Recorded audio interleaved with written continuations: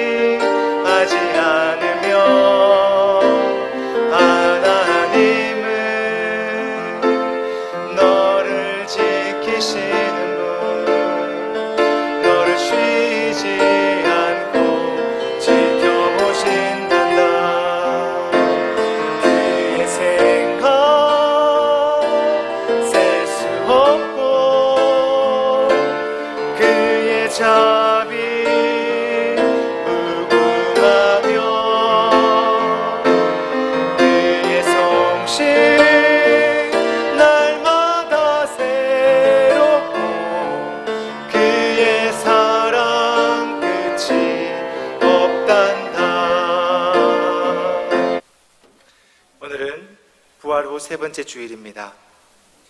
예배자를 찾으신 하나님 앞에 참된 예배자로 나아가겠습니다. 하나님은 영이시니 예배하는 자가 영과 진리로 예배할지니라. 아멘.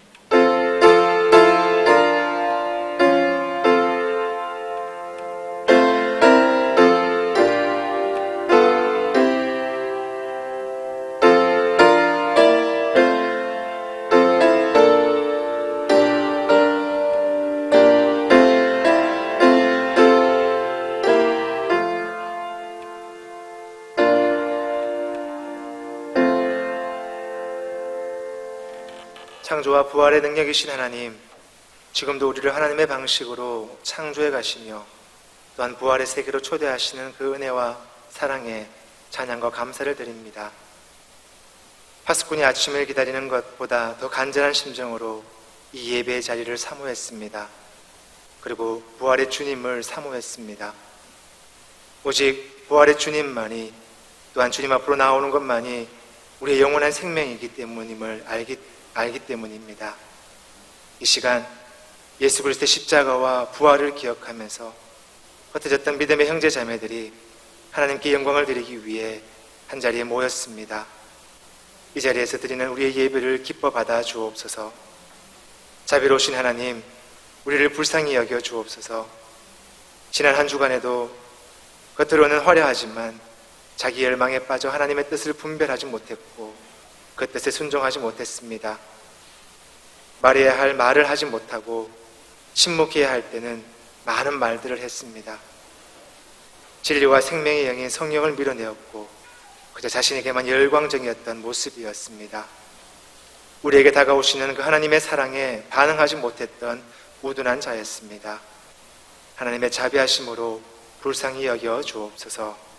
하나님, 이제 우리가 지은 각자 은밀한 죄를 구체적으로 조용히 고백합니다.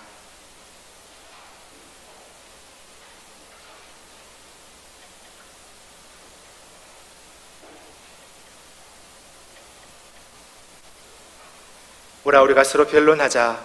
너희의 죄가 주홍 같을지라도 눈과 같이 희어질 것이요 진홍같이 붉을지라도 양털같이 희게 되리라 말씀하신 그 하나님의 자비와 긍휼에 의지하여 죄사함을 받은 자들이 드리는 이 예배를 기뻐 받아 주옵소서. 예수 그리스도의 이름으로 기도드립니다. 아멘. 나는 전능하신 아버지 하나님, 천지의 창조주를 믿습니다. 나는 그의 유일하신 아들 우리 주 예수 그리스도를 믿습니다. 그는 성령으로 잉태되어 동정녀 마리아에게서 나시고 본디오 빌라도에게 고난을 받아 십자가에 못 박혀 죽으시고 장사된 지 사흘 만에 죽은 자 가운데서 다시 살아나셨으며 하늘에 오르시어 전능하신 아버지 하나님 우편에 앉아 계시다가 거기로부터 살아있는 자와 죽은 자를 심판하러 오십니다. 나는 성령을 믿으며 거룩한 공교회와 성도의 교제와 죄를 용서받는 것과 몸의 부활과 영생을 믿습니다. 아멘.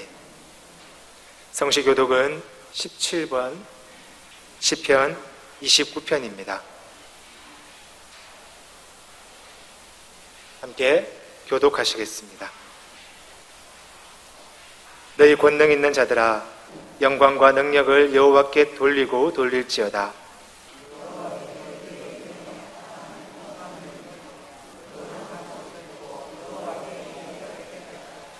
여호와의 소리가 물 위에 있도다. 영광의 하나님이 우레 소리 내시니 여호와는 많은 물 위에 계시도다.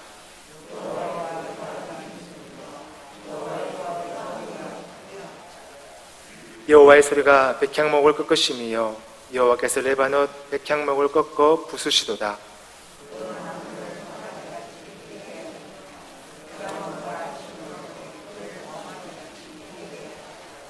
여호와의 소리가 화염을 가르시도다.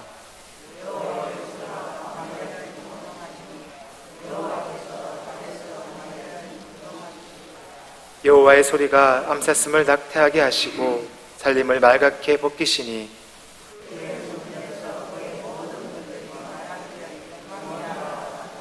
여호와께서 홍수 때에 좌정하셨으며 여호와께서 영원하도록 왕으로 좌정하시도다.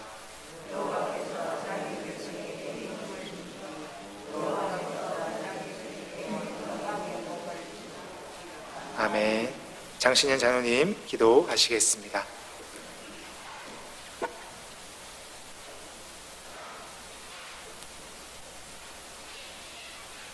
거센 환난 가운데서도 저희들을 지켜주신 아버지 하나님 크신 은혜 감사드립니다. 복된 주일날 저희들 불러주셔서 예배당에서 예배드릴 수 있게 허락하신 은혜 감사하옵나이다. 아버지 하나님 지난 한 주간 세상 살면서 주님 앞에 잘못한 모든 일들을 용서하여 주시옵소서. 코로나19의 기세가 점점 강화해져서 예배당에서 드리는 성도들과 함께하는 예배를 잠시 중단하고 영상으로 예배를 드리다가 어려움에 처한 대구를 향해 선한 사마리아인 같은 의료봉사단원들이 많이 몰려와서 수고를 하셨고 방역본부의 지침에 따라 대구 시민을 비롯하여 전 국민이 한 마음으로 사회적 거리 두기를 유지하며 마스크를 착용하고 소독을 하며 조심스럽게 살아온 결과 코로나19의 기세가 많이 약화되어 조심스럽지만 지난주부터 교회에서 예배당에서 성도들과 함께하는 예배를 시작하였나이다.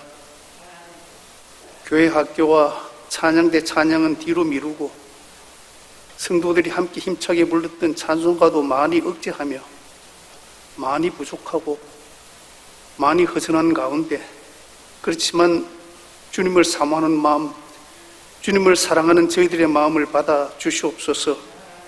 이 일로 인하여 우리 교회 성도님들 경제적으로 많은 어려움에 처해 있나이다. 어떤 성도님은 일자리가 사라지고 어떤 성도님은 점점 일감이 줄어들고 현상 유지를 하려는데 계속 적자가 누적이 되고 여러 가지 어려운 상황 속에 있나이다. 주님 은혜의 손길을 펼쳐 주시옵소서. 욥이 고난 당할 때에 하나님을 향하여 원망하지 아니하고 죽을 것 같은 괴로움 속에서도 그 신앙을 지켜서 아버지 하나님 나중에 하나님께로부터 갑절의 복을 받은 것처럼 이 고비를 잘 견디고 난 우리 교우들 주님께서 준비해 두신 많은 복을 받아 누리는 귀한 성도님들 다 될 수 있게 주님 도와주시옵소서. 세계가 코로나19로 병들을 실험하고 있나이다. 자존심 강한 유럽이 막강한 군사력을 자랑하는 미국이 코로나19의 dense를 맞고 주저앉아 신음하고 있나이다. 그들이 아름다운 신앙을 소유했었는데 물질 만능주의에 빠져서 믿음을 등한시하고 주님과 거리를 멀리한 까닭에 그 많은 어려움을 당하고 있는 것 같이 보여지나이다. 아버지 하나님, 그들이 회개하고 주님 앞으로 돌아올 수 있게 주님 도와주시옵소서. 온 열방이 주님 앞에 무릎 꿇고 회개하여 다시 한번 주님의 구원의 능력이 지구촌에 활발하게 진행될 수 있게 되기를 간절히 바라고 원하옵나이다. 어려운 시기에 우리 목사님 슬기롭게 잘 헤쳐나갈 수 있도록 도와주시옵소서. 준비하신 말씀 전하실 때에 저희들 모두가 은혜 받는 귀한 시간 될 수 있게 도와주시옵소서. 모든 것이 일상을 되찾고 사랑하는 성도님들과 함께 예배드리며 사랑의 교제를 나누는 그날을 손꼽아 기다리며 이 안식의 예배를 받아 주시옵소서. 저희들을 위해 십자가를 지시고 부활하신 예수님의 거룩하신 이름으로 기도하옵나이다. 아멘.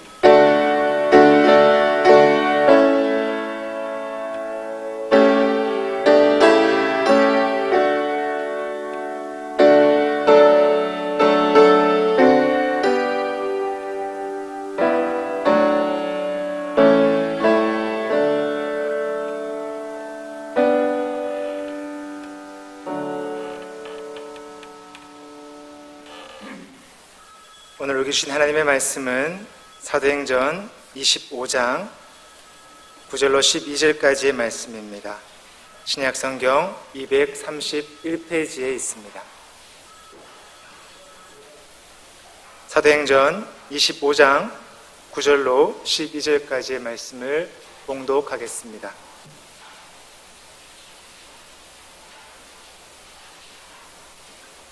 베스도가 유대인의 마음을 얻고자 하여 바울들을 묻되 내가 예루살렘에 올라가서 이 사건에 대하여 내 앞에서 신문을 받으려느냐. 바울이 이르되 내가 가이사의 재판 자리 앞에 섰으니 마땅히 거기서 신문을 받을 것이라. 당신도 잘 아시는 바와 같이 내가 유대인들에게 불의를 행한 일이 없나이다. 만일 내가 불의를 행하여 무슨 죽을 죄를 지었으면 죽기를 사양하지 아니할 것이나 만일 이 사람들이 나를 고발하는 것이 다 사실이 아니면 아무도 나를 그들에게 내줄 수 없나이다. 내가 가이사께 상소하노라 한데 베스도가 배석자들과 상의하고 이르되 내가 가이사에게 상소하였으니 가이사에게 갈 것이라 하니라. 아멘. 할렐루야. 여러분 반갑습니다. 건강한 모습으로 예배당에서 보게 되어서 참 감사합니다. 우리 함께 합니다. 하나님이 함께 하십니다. 하나님께서 우리를 선한 길로 인도하실 줄 믿습니다. 하나님이 우리와 함께 하시고 하나님이 우리를 인도해 가십니다. 이 믿음으로 이 어려움을 넉넉히 극복하는 저와 여러분 되시기 바랍니다. 기도하겠습니다. 하나님 아버지 감사합니다.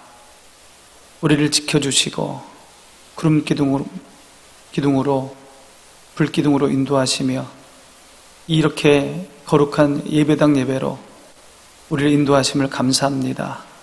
하나님 마음을 다하여 뜻을 다하여 주께 나아가며 주 앞에 예배하기 원합니다.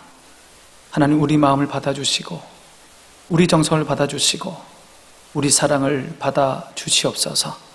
말씀을 통하여 위로하여 주시고 말씀을 통하여 길을 보여주시고 그 길에 온전히 순종하여 하나님이 주시는 참된 복을 받아 누리는 우리 성도들 다 되게 하여 주시옵소서. 예수님의 이름으로 기도하옵나이다. 아멘.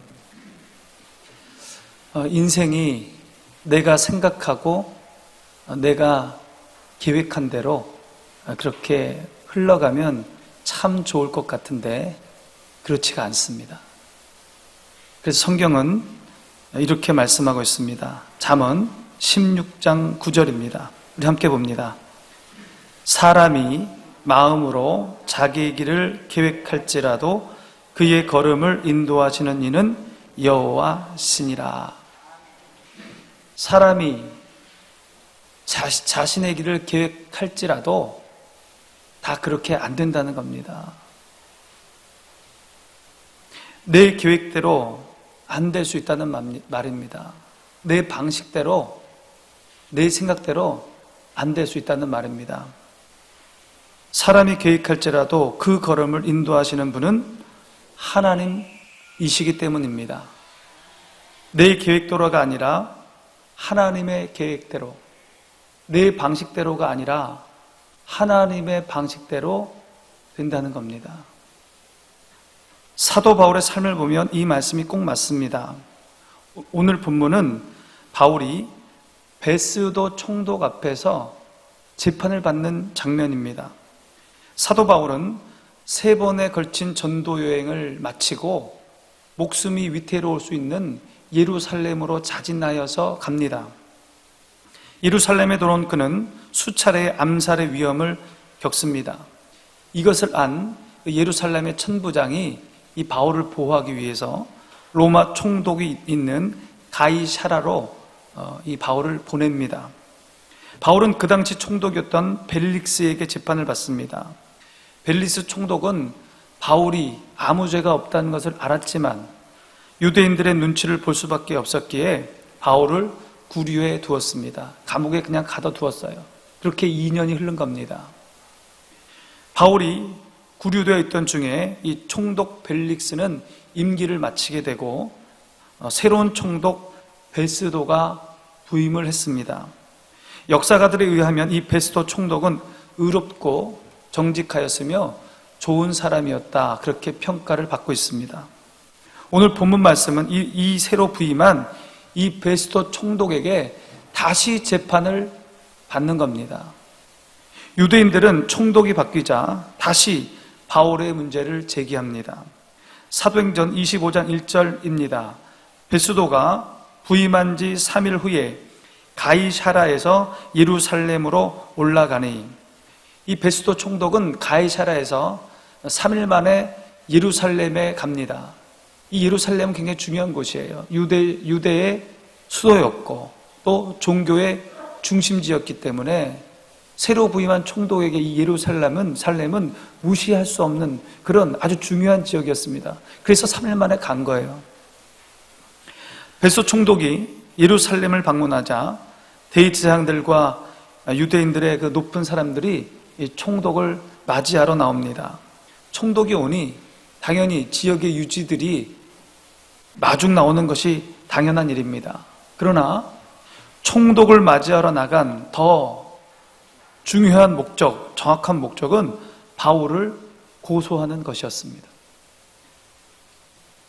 베스도는 신임 총독으로 예루살렘 그 사람들에게, 유지들에게 환심을 사고 싶었습니다. 또 그 사람들과 좋은 관계를 맺고 싶었습니다. 이 사실을 잘 알고 있던 유대 민족의 유력자들은 이 기회를 10분 이용해서 바울을 죽이고자 했습니다. 여러분, 이 대제사장들 또 유대 지도자들 참으로 끈질기지 않습니까? 지독하지 않습니까?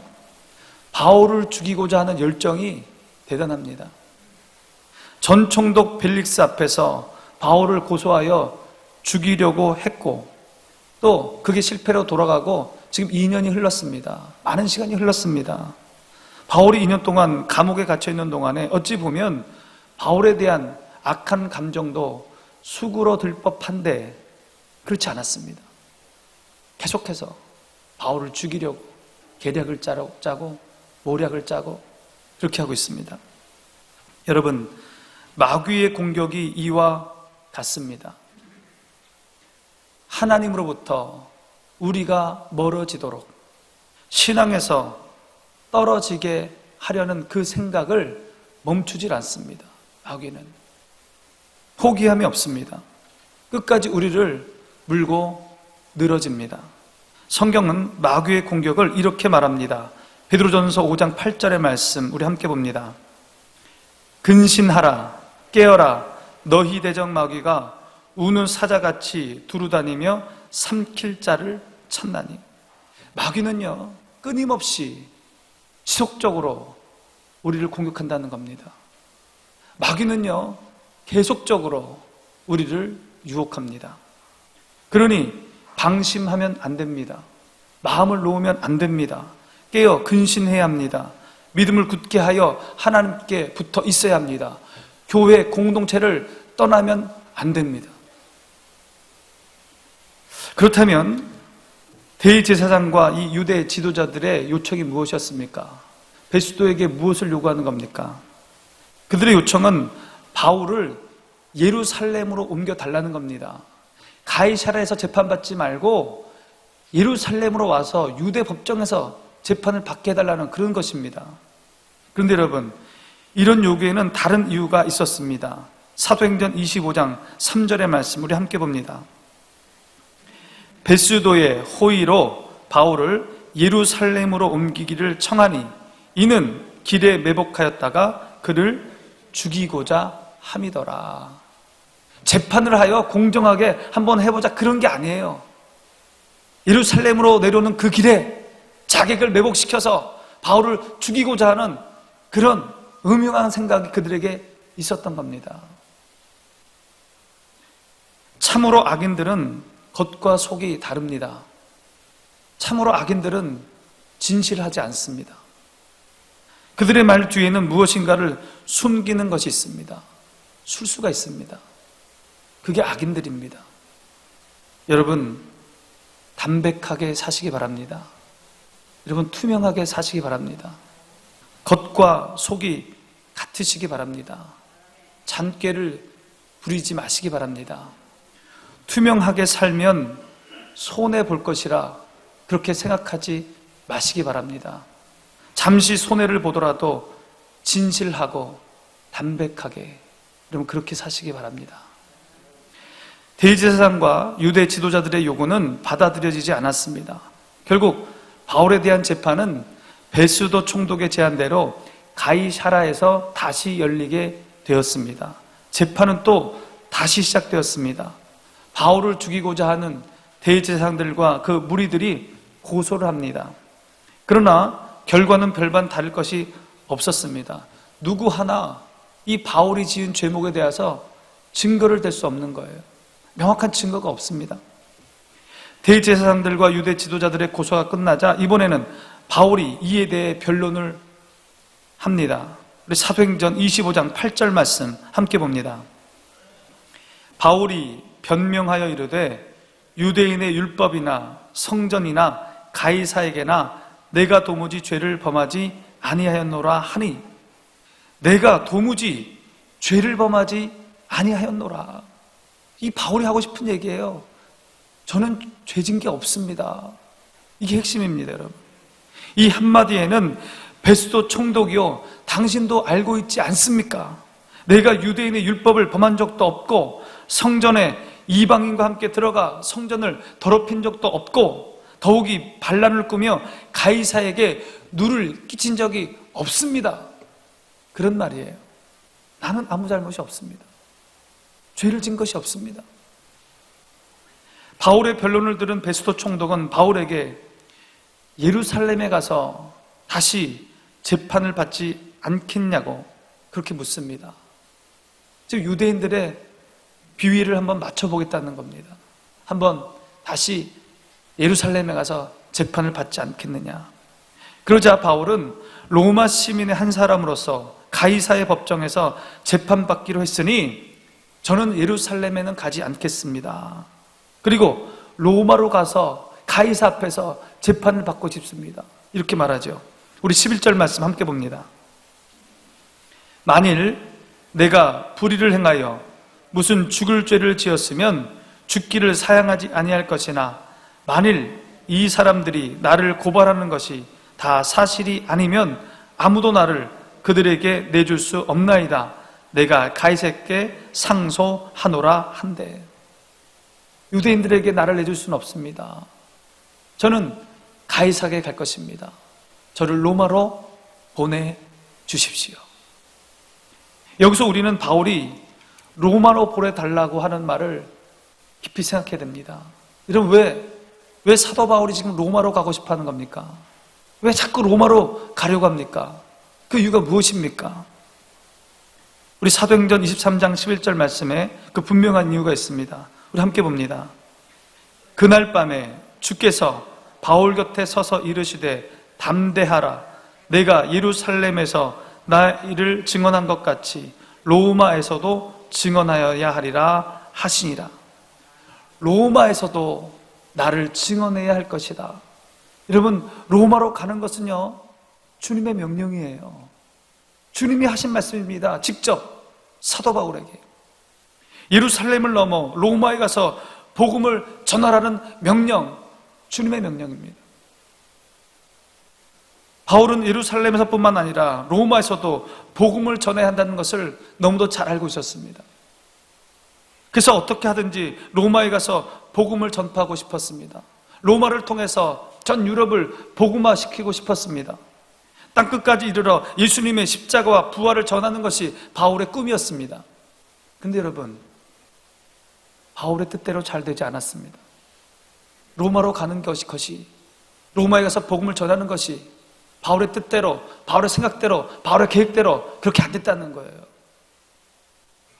3번에 걸친 전도 여행을 마치고 예루살렘에 온 바울은 아시아 다른 지역에서 온 유대인들 때문에 소송 사건에 휘말리게 됩니다. 계속 재판을 받게 돼요. 대제사장들과 유대인들도 율법을 어기고 성전을 더럽히고 로마 황제의 위협적인 존재라고 그렇게 바울을 고소합니다. 계속해서 고소를 당합니다. 이 일로 인하여 바울은 공회 앞에서 재판을 받고 가이사랴에 가서 벨리스 총독에게, 베스도 총독에게, 아그리빠 왕에게 계속해서 재판을 받아요. 이렇게 해가지고 2년의 허송세월이 흘러가는 겁니다. 자기 뜻대로 안 되는 거예요. 자기 생각대로 안 되는 거예요. 자기 스케줄대로 안 되는 겁니다. 빨리 로마에 가야 하는데 소송 사건에 휘말려서 감옥에서 그렇게 2년 동안 허송세월을 보내고 있으니 얼마나 답답하겠습니까? 우리도 마찬가지입니다. 큰 꿈을 가지고 계획을 세우고 열심을 내었는데 뜻대로 안 되는 거예요.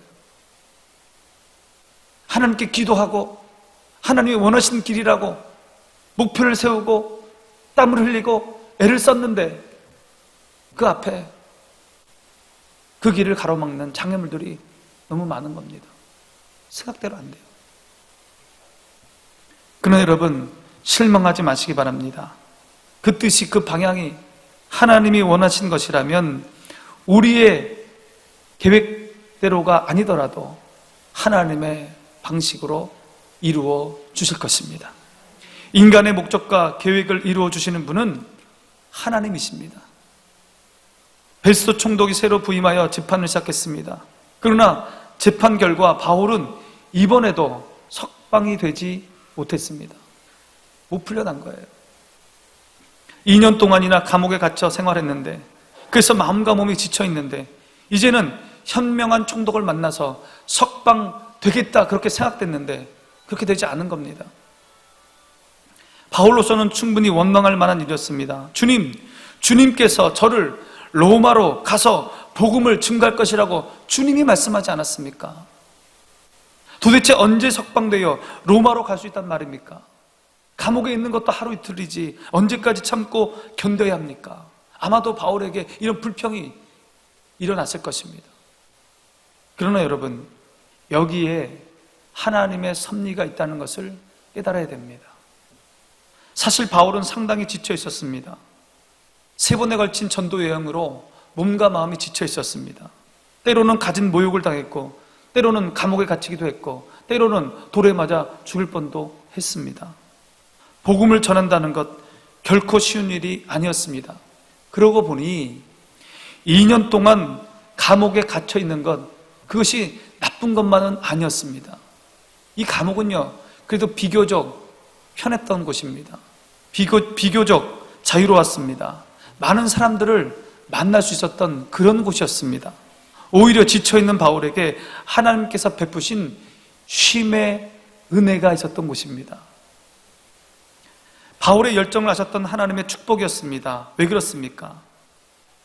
만약 가만히 두었으면 그 바울의 열정 때문에 아마 바울은 지쳐 쓰러졌을 것입니다.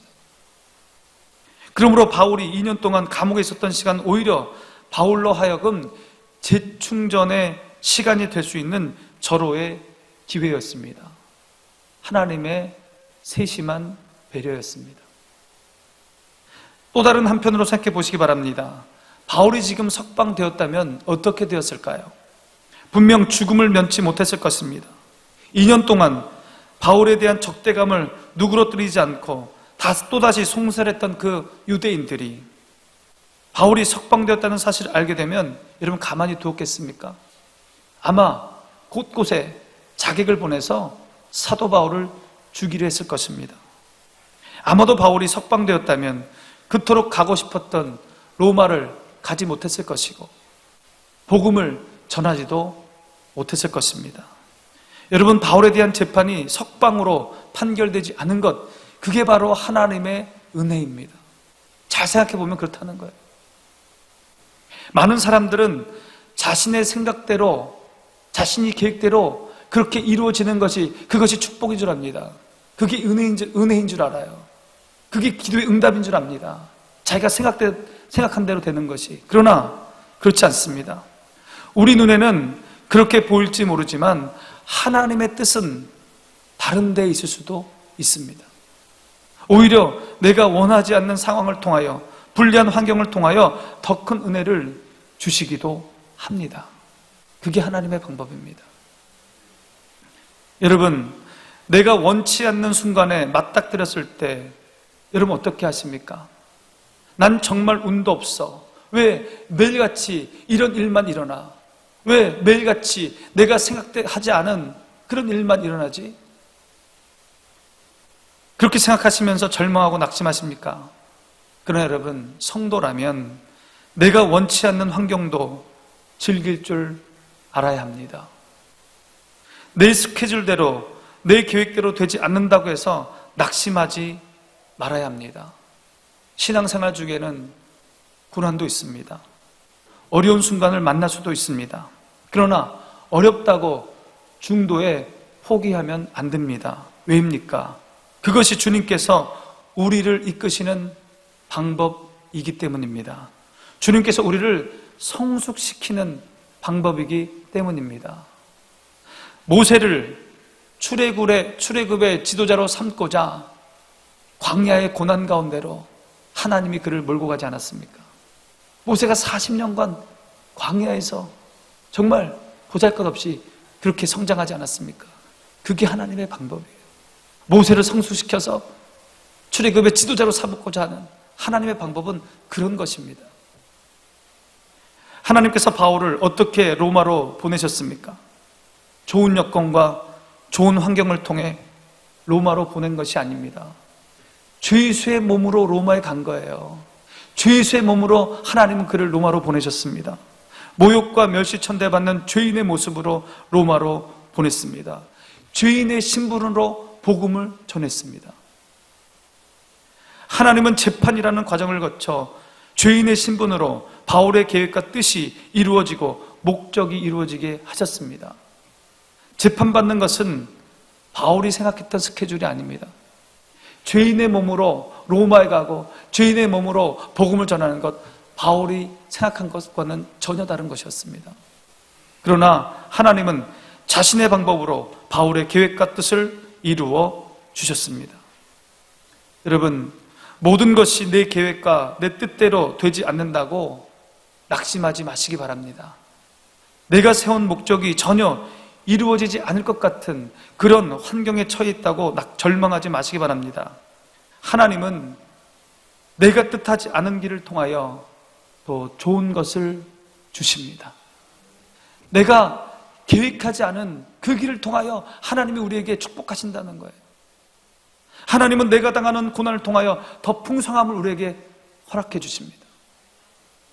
내가 당하는 어려움과 고통을 통해서 하나님의 뜻이 이루어지도록 인도하십니다. 여러분, 우리는 모릅니다.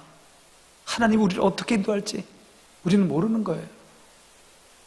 유명한 신학자 제이 패커는 그의 책 하나님을 아는 지식에서 이렇게 말했습니다. 우리 함께 봅니다. 우리가 현재 행동하기 위해 필요한 것 이상으로 미래에 대해 알려주신다거나 한 번에 한 걸음 이상을 인도하시는 것은 하나님의 방법이 아니다.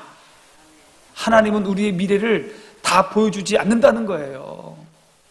하나님은 우리의 미래를 다 알려주지 않는다는 겁니다. 그러므로 미래를 알려고, 사업의 성공 여부를 알려고, 내 계획과 뜻의 성취 여부를 미리 알려고 그렇게 할 필요가 없다는 겁니다. 그래서 미래를 알려고 점쟁이를 찾아가는 것은 하나님께 대한 불신입니다. 사주팔자를 보고 점괘를 보는 것은 이런 불신앙입니다. 다 할 필요가 없습니다. 빌리 그람 목사님과 함께 사역한 한국인 자매가 있었습니다. 킴 윅스라는 맹인 자매인데, 이 자매는 한국 전쟁 때 실명을 했고 고아원에서 자랐습니다. 어떤 미군 중사의 도움으로 미국에 가게 되었습니다. 인디애나 주립대학에서 공부를 하고 또 오스트리아에 가서 성악 수업을 받고 훌륭한 성악가가 되었습니다. 맹인 성악가가 된 그녀는 예수님을 믿고 하나님의 놀라운 은혜를 체험하고 이 빌리 그람 목사님과 함께 이 전도 사역을 함께 했습니다. 그래서 그 목사님이 가는 집회 때마다 그는 간증을 했습니다. 이렇게 간증을 했습니다. 사람들이 장님인 나를 인도할 때 저 100m 전방에 뭐가 있다고 말하지 않습니다. 단지 앞에 물이 있으니 건너뛰라고 말하고 층계가 있으니 발을 올려 놓으라고 말합니다. 나를 인도하시는 그분을 내가 믿고 한 걸음씩 걸음을 옮기기만 하면 나는 내가 가고자 하는 목적지에 꼭 도착을 합니다. 여러분, 우리 하나님은요, 우리의 인생을 한 걸음씩 한 걸음씩 그렇게 인도해 가십니다. 전부 보여주시는 게 아니에요. 조급해하지 마시기 바랍니다. 그 하나님을 믿고 한 걸음 한 걸음 주님이 원하신 대로 우리의 발걸음을 옮겨 가는 것입니다. 우리의 발걸음을 인도하신 하나님께서 우리의 계획과 뜻을 이루시고 목적지에 도달하게 해 주실 것입니다. 여러분, 이것을 믿으셔야 합니다. 결국 바울을 로마로 보내는 것은 누구였습니까? 누가 바울을 로마로 보냈습니까? 베스도 총독이었습니까? 아그리빠 왕이었습니까? 아닙니다, 여러분. 현실적으로 보면 정치적인 문제 때문에 유대인들의 종교적인 문제로 얽히고 설켜서 바울이 로마로 쫓겨가듯 간 것 같습니다. 그러나 그렇지 않습니다, 여러분. 실제적으로는 주님이, 하나님이 바울을 로마로 보낸 것입니다. 하나님이 인도하신 겁니다, 여러분. 하나님이 선하신 인도예요. 여러분, 우리가 하나님의 방법을 다 이해할 수는 없습니다. 또 하나님의 그 방법이 우리의 상식과 맞지 않을 수도 있습니다. 그러나 반드시 기억해야 합니다. 우리와 달리 하나님은 큰 그림을 보고 계십니다. 더 멀리, 더 높이, 더 깊이 우리의 인생을 알고 계시다는 겁니다. 우리 앞길을 알고 계시다는 겁니다. 그 하나님을 여러분 신뢰하시기 바랍니다. 그리고 하나님은 그 큰 그림의 퍼즐 조각들을 지금도 맞춰가고 계십니다.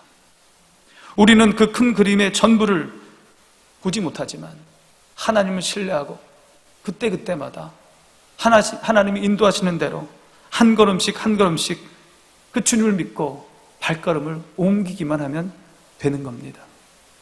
그렇게 순종하는 우리를 하나님께서 결국은 복된 삶으로 인도해 주실 것입니다. 이런 축복이 저와 여러분에게 넘치기를 소망합니다. 기도하겠습니다. 하나님 아버지, 하나님께서 우리를 선한 길로 인도하실 줄 믿습니다. 하나님의 방법을 다 이해할 수는 없지만 하나님을 신뢰하여 한 걸음씩 한 걸음씩 주님 말씀에 순종하는 우리가 되게 하여 주셔서 하나님이 인도하시는 복된 삶을 받아 누리는 우리 모두가 되게 하여 주시옵소서.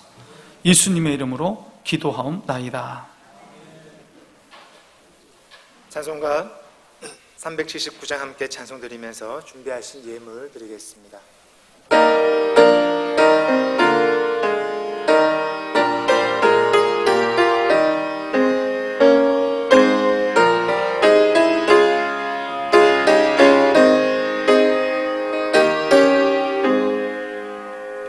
내 갈 길 멀고 밤은 깊은데 빛 되신 주 좁은 집을 향해 가는 길 비추소서.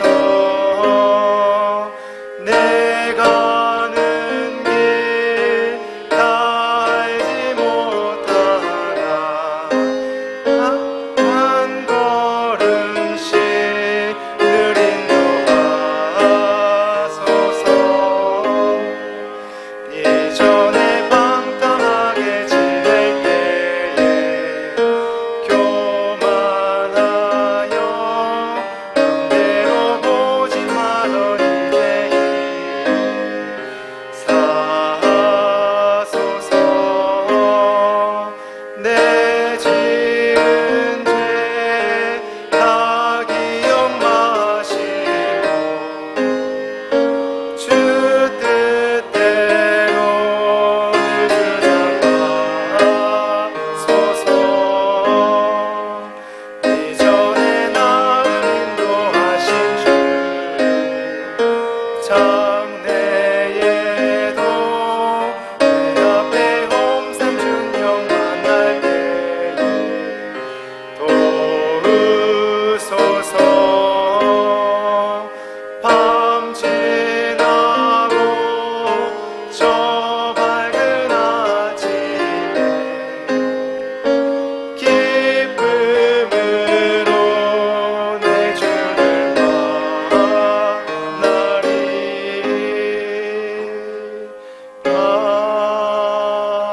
아멘.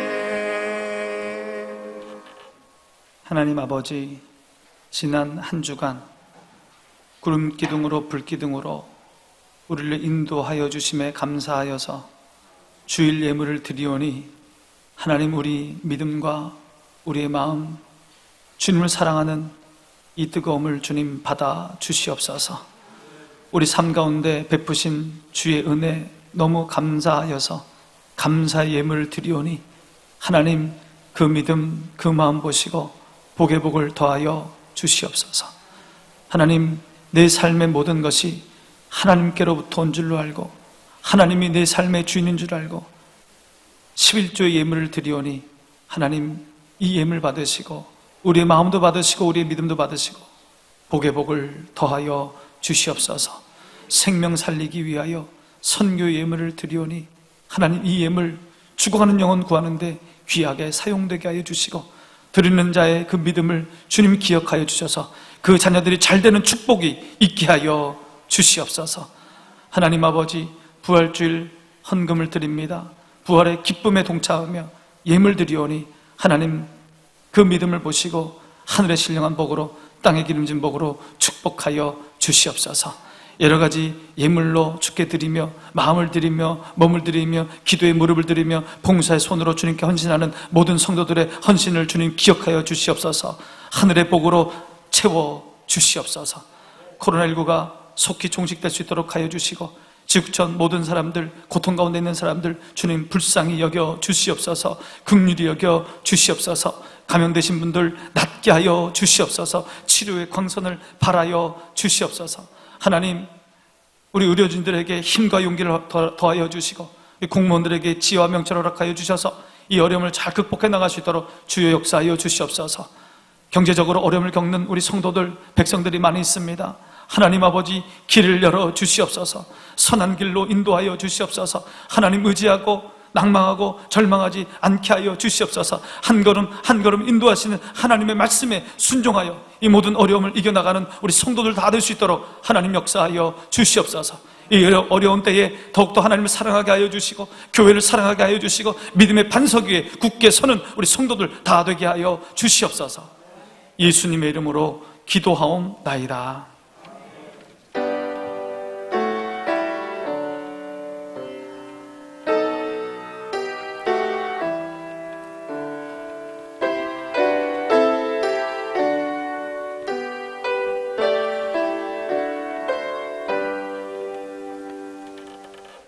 여러분 만나게 돼서 정말 반갑습니다.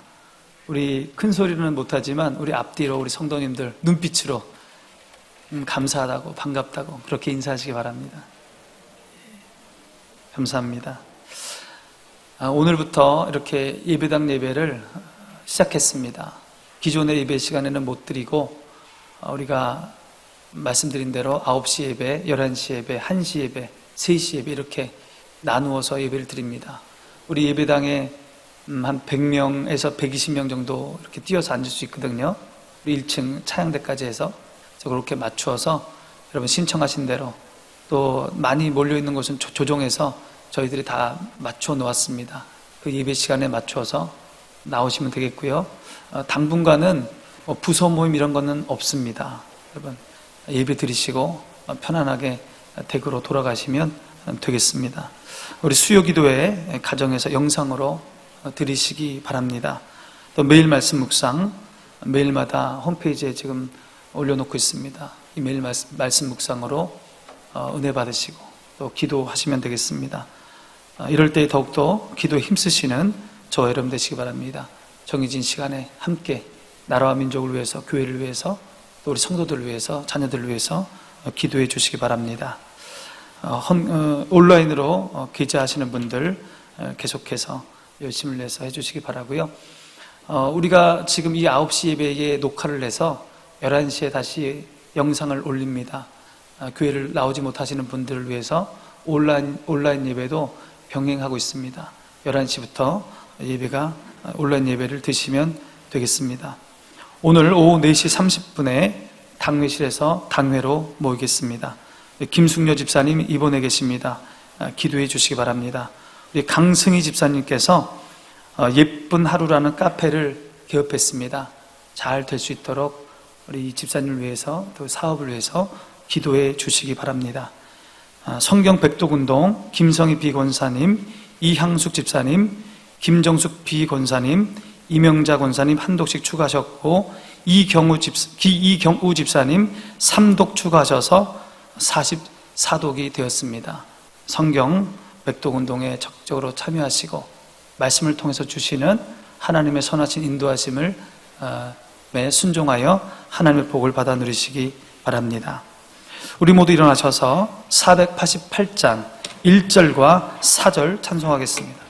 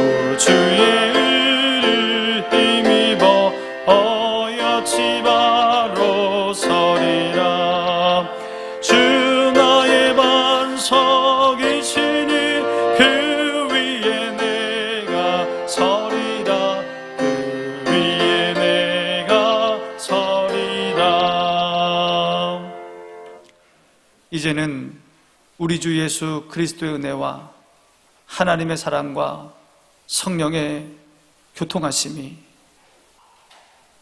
하나님이 함께 하시고 하나님이 인도하시는 것을 믿고 한 걸음씩 한 걸음씩 주님의 말씀에 순종하여 주님이 주시는 참된 복을, 참된 복된 삶을 살기 원하는 이곳에 모인 성도들과 효목중앙교회와 이 나라 이민족 위에 이제부터 영원토록 함께 하시기를 간절히 축원하옵나이다.